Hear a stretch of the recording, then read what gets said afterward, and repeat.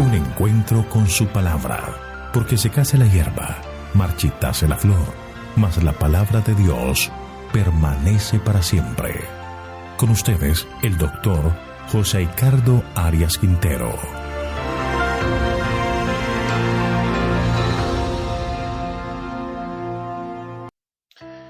Hoy vamos a estudiar Salmo capítulo 84. Anhelo por la casa de Dios. Te invito a orar. Querido Señor, te agradecemos por este día que nos regalas. Te agradecemos por tus múltiples cuidados.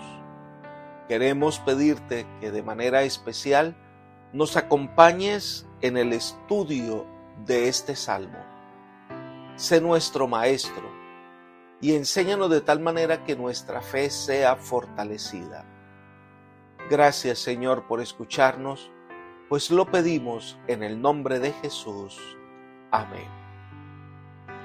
El sobrescrito de este salmo dice: al músico principal, sobre Gitit, salmo para los hijos de Coré. El término Gitit se aplica a otros dos salmos más, al Salmo 81 y a este Salmo el 84. Y como ambos son salmos de gozo, cabe deducir que cuando la palabra Gitit se incluye en el título, estamos ante un himno de alegría y deleite. Los hijos de Coré, este era uno de los músicos principales del templo.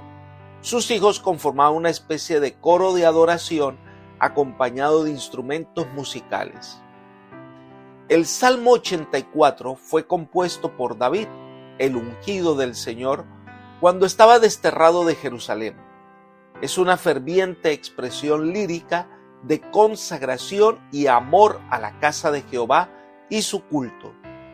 El Salmo parece describir la felicidad de los que moran en los recintos sagrados, la felicidad de los que hacen peregrinaje al santuario y la felicidad de los que, a pesar de verse privados del privilegio de rendir culto en la casa de Dios, siguen confiando en Él. El rasgo conmovedor de este tierno poema se destaca por el ritmo elegíaco de la poesía hebrea.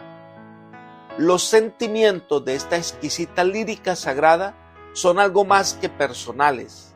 Son los sentimientos de todo hijo de Dios privado del privilegio de la comunión con sus hermanos, pero que alguna vez ha anhelado la compañía de estos en el culto de Dios. El salmista comienza con un anhelo que hay en su corazón. Leamos los versículos 1 y 2.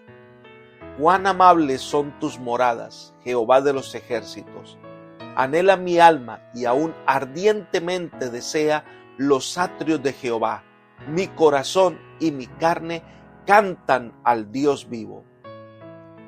En su huida de Jerusalén, lo que más anhelaba el salmista es poder tener la oportunidad de adorar a Dios y hacerlo quizás en el tabernáculo. Recordemos que para los israelitas, el centro de sus actividades giraba en torno al santuario y lo que ocurría allí en el santuario, el lugar donde se manifestaba la presencia del Señor. Para David, el recinto del tabernáculo era más que una morada, era una morada hermosa, pero lo que hacía de este lugar algo especial era la presencia del Señor. Entonces el salmista enfatiza en fervor intenso: anhela mi alma ardientemente. Era un intenso deseo, casi como para desmayarse en su anhelo de poder estar en el tabernáculo de Dios. Creo que esto nos lleva a pensar que si esa es nuestra experiencia con la oración, a veces oramos solo para cumplir con un requisito cristiano, o realmente estamos orando por nuestra necesidad de Dios. Elena de Guay hace un comentario interesante al respecto. Ella dice: todos nuestros buenos propósitos y vuestras buenas intenciones nos capacitarán para resistir la prueba de la tentación. Es preciso que seáis hombres de oración. Vuestras peticiones no deben ser vagas, ocasionales e intermitentes, sino sinceras, perseverantes y constantes. Para orar, no es preciso que estéis solos o que os arrodilléis. En medio del trabajo, el alma se puede elevar a Dios y aferrarse a su fuerza. Entonces seréis hombres con propósitos santos y elevados, de noble integridad, a los cuales ninguna consideración los desviará de la verdad, lo correcto y la justicia. Testimonios para la Iglesia, tomo 4, página 534. ¿Cuánto peligro corremos por una vida de oración simple y falta de verdadera intención del corazón? El orar simplemente por cumplir un rito no sirve de nada. La oración debe salir del alma y como el deseo de una relación permanente y constante con el Creador. Quiero dejar en su mente la siguiente comentario de la señora Elena de White. Ella dice: la comunión con Dios imparte al alma un íntimo conocimiento de su voluntad, pero muchos de los que profesan la fe no saben lo que es la verdadera conversión. No han experimentado la comunión con el Padre por medio de Jesucristo y no han sentido el poder de la gracia divina para santificar el corazón. Orando y pecando, pecando y orando, viven llenos de malicia, engaño, envidia, celos y amor propio.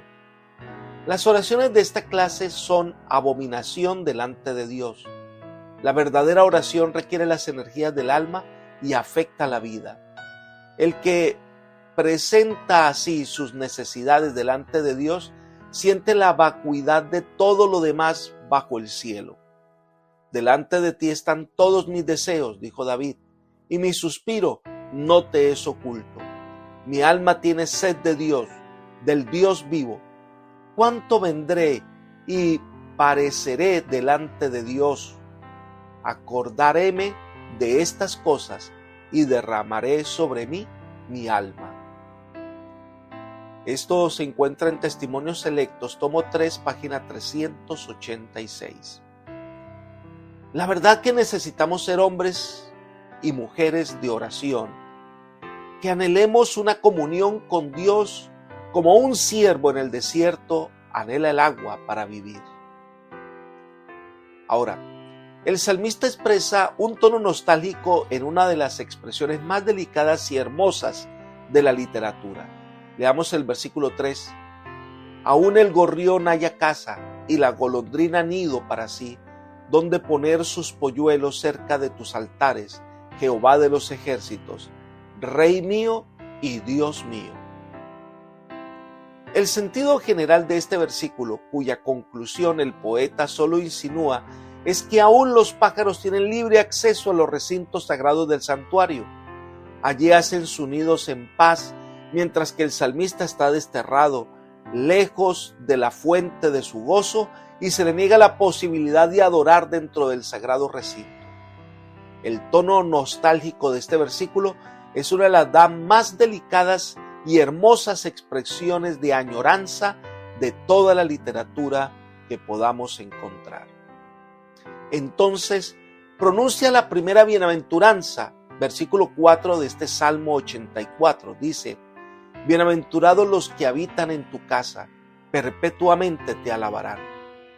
Esta bienaventuranza está dirigida a los que moran en el recinto sagrado del templo.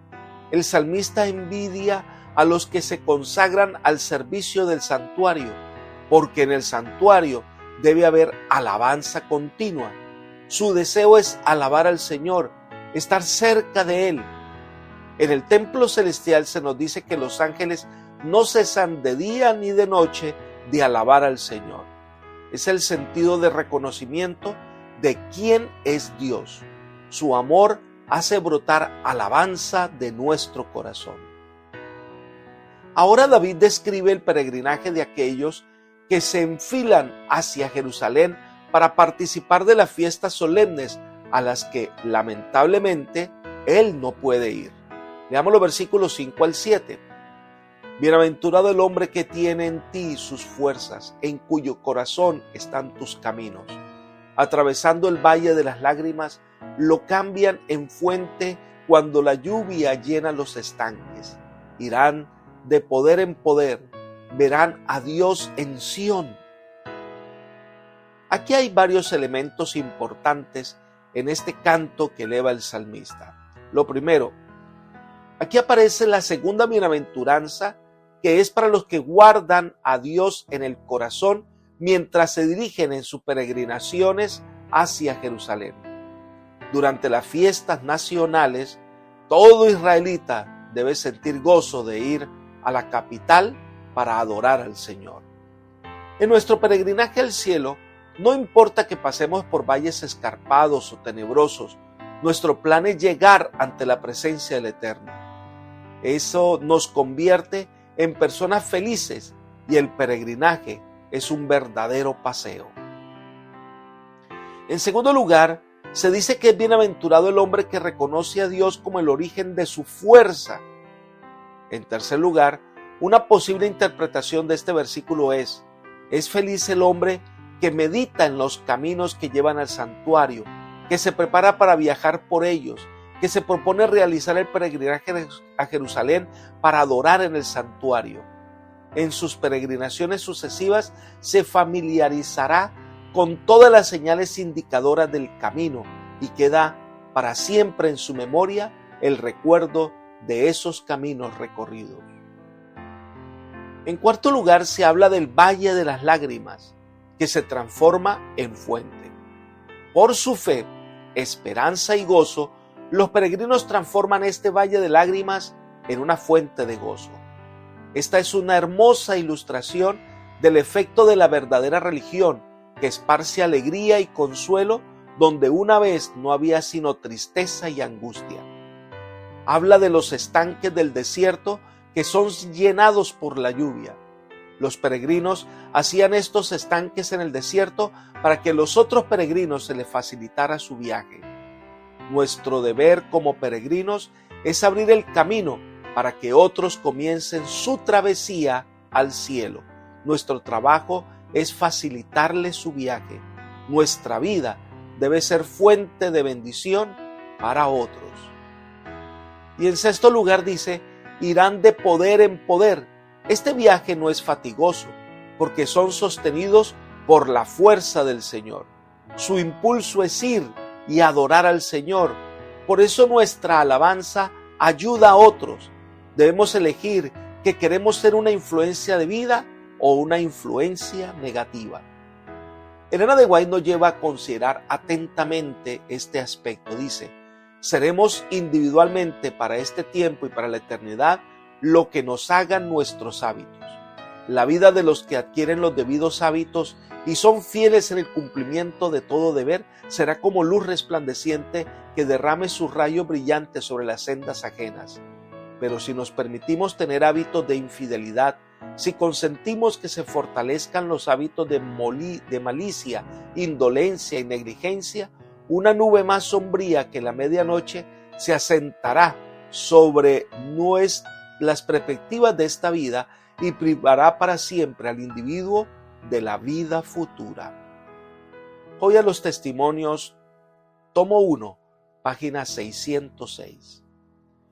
Nuestra vida de alabanza y servicio a Dios de corazón debe ser una bendición para los demás. Debemos influir en otros de manera positiva. Entonces viene la última expresión de este salmo, que termina con una tercera bienaventuranza, que están en los versículos 10 al 12. Lo primero que destaca es el anhelo del salmista, versículo 10. Mejor es un día en tus atrios que 1000 fuera de ellos. Escogería antes estar a la puerta de la casa de mi Dios que habitar donde reside la maldad. David prefería pasar un día en el templo que 1000 años en el palacio más lujoso. Este es un anhelo muy concreto de su corazón mientras está en el desierto, lejos de Jerusalén. El salmista prefiere ser el portero del templo que vivir en el pecado y alejado de Dios. ¿Es esa también nuestro anhelo? ¿Anhelamos ir al templo y adorar y alabar al Señor? Y entonces reconoce que Dios es su escudo y justicia. Versículo 11. Porque sol y escudo es Jehová, Dios. Gracia y gloria dará Jehová. No quitará el bien a los que andan en integridad. Dios es literalmente el que hace que el sol salga y es quien lo dirige. Pero Dios mismo es el sol de justicia y paz. Además que Dios es el escudo protector del rey y anhela ser restaurado. El salmista no ha hecho nada malo, está huyendo para salvar su vida y confía en que el Señor hará que vuelva a Jerusalén, lo protegerá. El sol es siempre un símbolo de la vida que Dios da a sus hijos. Elena de White hace una aplicación interesante de este pasaje. Ella dice: las plantas y las flores no crecen por su propio cuidado, solícito o esfuerzo, sino porque reciben lo que Dios proporcionó para favorecer su vida. El niño no puede por su solicitud o poder propio añadir algo a su estatura, ni vosotros podréis por vuestra solicitud o esfuerzo conseguir el crecimiento espiritual. La planta y el niño crecen al recibir de la atmósfera circundante aquello que sostiene su vida, el aire, el sol y el alimento. Lo que estos dones de la naturaleza son para los animales y las plantas, llegó a serlo Cristo para los que confían en Él. Esto está en El Camino a Cristo, página 67. Solo en Cristo podemos hallar el verdadero secreto para el crecimiento espiritual. Y termina el Salmo 84 con la última bienaventuranza. Versículo 12. Jehová de los ejércitos, bienaventurado el hombre que en ti confía. Esta última bienaventuranza del Salmo es para aquellos que están privados de ir al templo a adorar, que no pueden peregrinar al templo para la celebración de las fiestas. No por ello dejan de adorar a Dios en espíritu y en verdad. Depositan su confianza en el Señor. Esta bienaventuranza representa la experiencia básica del que confía en Dios, quien le dará la salvación personal y presente. Apreciado amigo y hermano, una de las experiencias más edificantes para el cristiano es la experiencia de la comunión con los hermanos de la iglesia. Dios quiere que todos los que son llamados a ser sus hijos aprendamos a amar a nuestros hermanos y crecer espiritualmente trabajando hombro a hombro con nuestros hermanos. Este salmo nos enseña a que la comunión con Dios no tiene comparación. Cuando nosotros realmente le damos la importancia a nuestra devoción, a la oración, al estudio de la palabra de Dios, debe ser algo tan real que deseemos estar sirviendo al Señor. Quisiéramos seguir en oración siempre. Sienten que es un privilegio adorar al Señor y lo hará de corazón. Que el Señor hoy te bendiga y te guarde y te guíe por sendas de paz. Es mi oración por ti. Amén.